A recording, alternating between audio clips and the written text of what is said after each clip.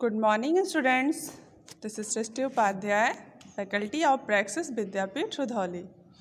बच्चों, आज के वीडियो लेक्चर में हम लोग कंटिन्यू करेंगे चैप्टर द फ्रीडम स्ट्रगल।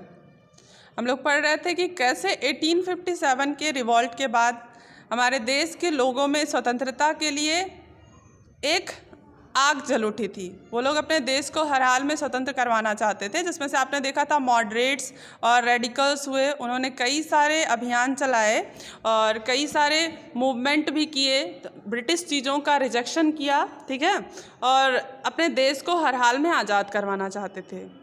हम लोग गांधी जी के बारे में पढ़ रहे थे कि गांधी जी किस तरह से साउथ अफ्रीका में पढ़ाई करने के लिए जाते हैं। वहाँ पे रंग रूप में बहुत ज़्यादा पहले था, कलर को लेकर के साउथ अफ्रीका में बहुत भेदभाव था। एक बार गांधी जी के साथ भी ऐसा हुआ था कि उनको फर्स्ट क्लास के टिकट होने के बावजूद भी उस कोच से बाहर फेंक दिया जाता है, क्योंकि वो गोरे नहीं थे।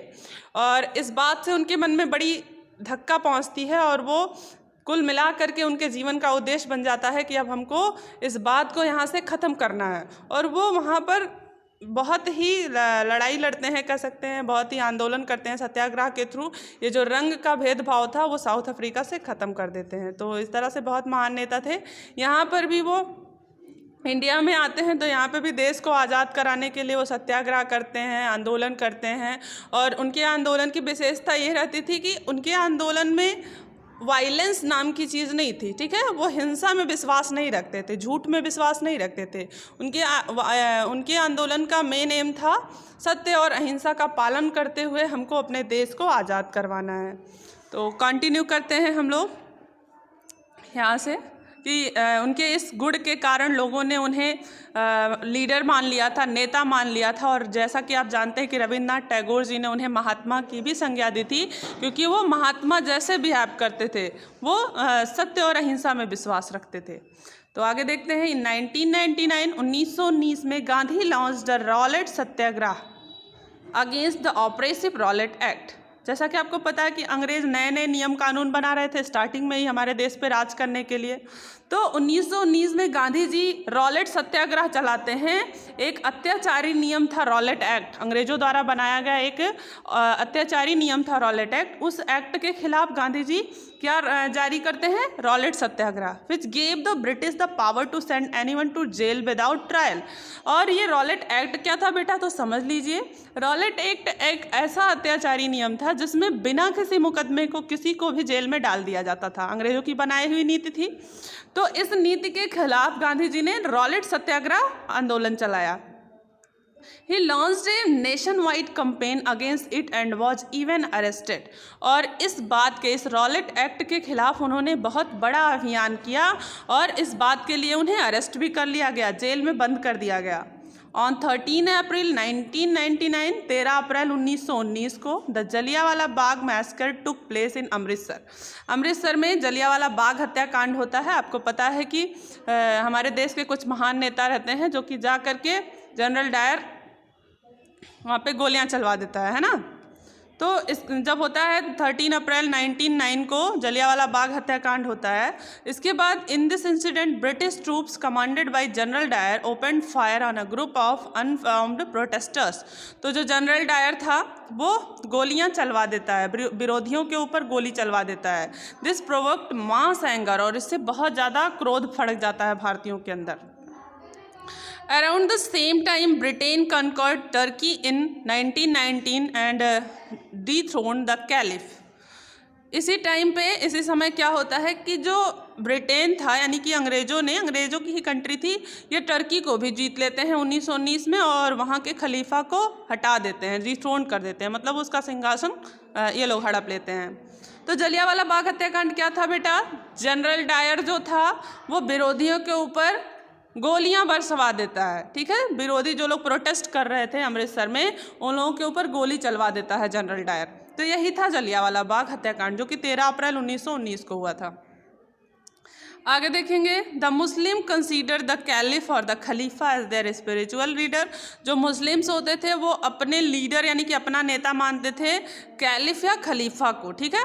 सो the defeat led to the protest of Muslims in India. इस तरह से जो मुस्लिम्स थे मुस्लिम विरोधियों को भी हार महसूस हुई, क्योंकि टर्की को भी उन्होंने अपने कब्जे में कर लिया, वहाँ के खलीफा को हटा दिया, और चूँकि खलीफा से मुस्लिम्स भी प्रभावित हुए।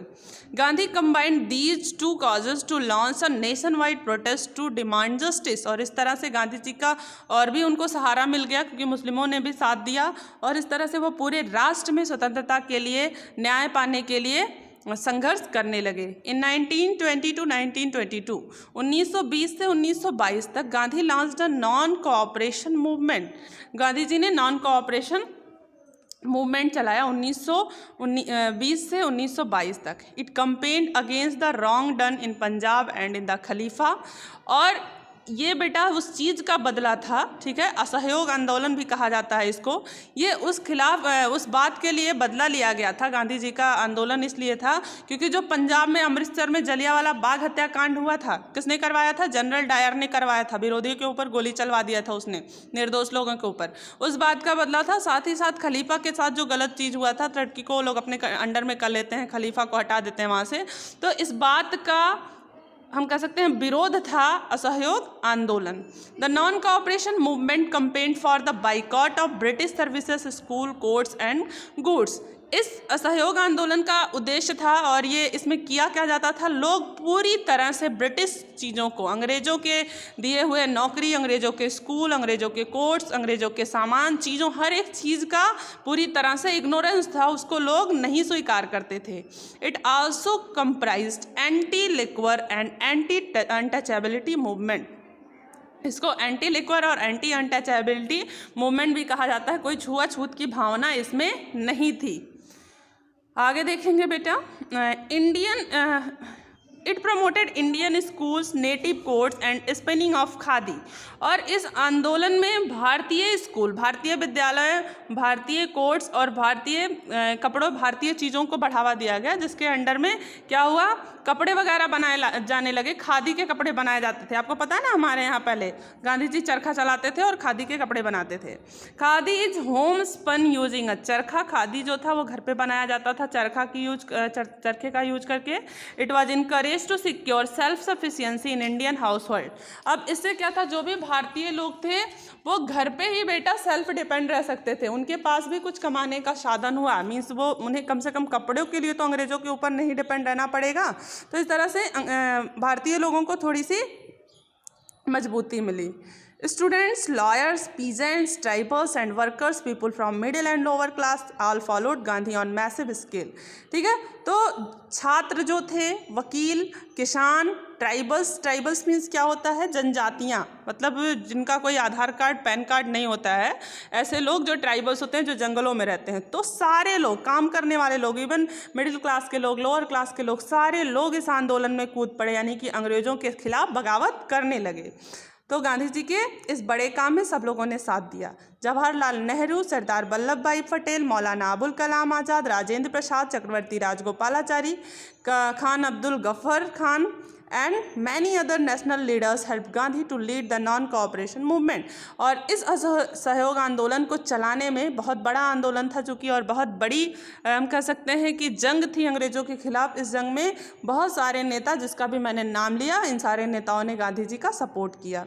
But this movement was called off in February 1922 due to the outbreak of peasant violence in Chauri Chaura in Gorakhpur, where 22 और 23 policemen were killed। अब क्या हुआ, ये आंदोलन बेटा ख़त्म हो जाता है, स्टॉप हो जाता है एक कारण की वजह से, क्योंकि 1922 में गोरखपुर में चौरी चौरा कांड हो जाता है। किसानों में एक विद्रोह हो जाता है, जिसमें 22 से 23 पुलिस वाले मर जाते हैं। ठीक है, तो आप याद रखिएगा, 1922 में चौरी चौरा कांड, 1919 में जलियांवाला बाग हत्याकांड हुआ था। इसमें क्या हुआ था कि विरोधियों के ऊपर जनरल डायर ने गोलियां चलवा दी थी। तो जो भी इंपॉर्टेंट टर्म्स है वो मैं आपको बता रही हूँ। चौरी चौरा कांड कहाँ हुआ था? गोरखपुर में हुआ था। अब हम आगे देखते हैं बेटा, आफ्टर दिस मूवमेंट, इस मूवमेंट के बाद चौरी चौरा जो कांड हुआ, इसके बाद क्या होता है, जो कि असहयोग आंदोलन वहीं पे रुक गया 1922 में। Gandhi carried out a lot of ground work, Gandhi ji ने ग्राउंड वर्क मतलब जमीनी स्तर पे ही बहुत सारे काम शुरू किए।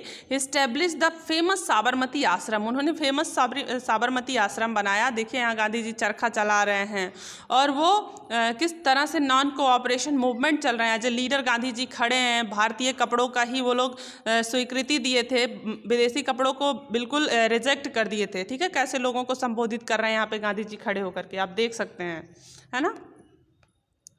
तो नॉन कोऑपरेशन मूवमेंट में यहाँ पे गांधी जी लोगों को संबोधित करते हुए, तो क्या होता है जब असहयोग आंदोलन फेल हो जाता है बेटा कह सकते हैं, तो उसके बाद गांधी जी ज़मीनी स्तर पे बहुत काम करते हैं और उसी में इंक्लूडेड है उनका कि वो फेमस साबरमती आश्रम को भी इस्टेब्लिश करते हैं। आगे देखते हैं 1930 में Gandhi launch the civil disobedience, वो सिविल डिसओबीडियंस को लॉन्च करते हैं। ये एक क्या है, ये भी एक आंदोलन है। कैसा आंदोलन है? ऑन 12 मार्च 1930, 12 मार्च 1930 को Gandhi started the historic Dandi march to break the salt law. 12 मार्च 1930 को गांधी जी डांडी मार्च शुरू करते हैं। डांडी मार्च आपने पढ़ा होगा, ये नमक कानून को तोड़ने के लिए था बेटा। अंग्रेज जो थे इतने अत्याचारी थे कि नमक पे भी वो लोग कर लगाते थे। कर लगाने का मतलब है टैक्स लगाते थे। अंग्रेजों का इतना अत्याचार था कि वो भारतीय लोगों को नमक भी बिना टैक्स के नहीं देते थे। तो इस कानून को तोड़ने के लिए गांधी जी ने क्या किया, 12 मार्च 1930 से डांडी यात्रा शुरू कर दी। This law forced people to buy salt from the government which sold at high prices. ये क्या था कि इसमें लोगों से ज़बरदस्ती, ये जो नमक कानून था ये क्या था कि इसमें लोगों से ज़बरदस्ती नमक खरीदने के लिए मजबूर किया जाता था उन्हें, और हाई प्राइसेस पे, बहुत ही महंगे महंगे दामों पे लोग मजबूर होते थे नमक खरीदने के लिए सरकार से। तो इसको तोड़ने के लिए गांधी जी ने भी आंदोलन शुरू किया। Since salt is a basic need, चूँकि नमक एक बेसिक ज़रूरत थी, नमक के बिना तो किसी का चलने वाला है नहीं। Laws like this affected every Indian, इससे हर एक भारतीय त्रस्त था, बहुत दुखी था कि इतने महंगे दाम में हमको सरकार से नमक खरीदना पड़ रहा है, तो इस कानून को हटाया जाना चाहिए। It was followed by large scale anti liquor, anti untouchability and चरखा कंपेन्स। ठीक है, तो इसमें भी बहुत सारी संख्या में लोगों ने भाग लिया, चाहे वो छुआछूत की भावना तो थी नहीं गांधी जी के अंदर, तो हर एक जाति के लोग, हर एक धर्म के लोग उसमें ज्वाइन हुए। और चरखा कंपेन मतलब लोगों ने खादी को तो बढ़ावा दे ही दिया था कि कम से कम कपड़ों के लिए तो ब्रिटिशर्स पे हमको नहीं डिपेंड होना पड़ेगा। Women's participation was the main feature of this movement. इस आंदोलन का जो मेन लक्ष्य था, मतलब लक्ष्य नहीं कह सकते हैं बेटा, मेन कैरेक्टरिस्टिक था, एक उपलब्धि थी कि महिलाएं भी इसमें बढ़ चढ़ के भाग ले रही थी। Towards the close of movement national unity had strengthened. इस मूवमेंट के क्लोज होते होते जो राष्ट्रीय एकता थी वो बहुत मजबूत हो गई थी, लोगों में यूनिटी थी। फाइनली 1942 में क्या होता है, Congress under Gandhi launch the Quit India movement.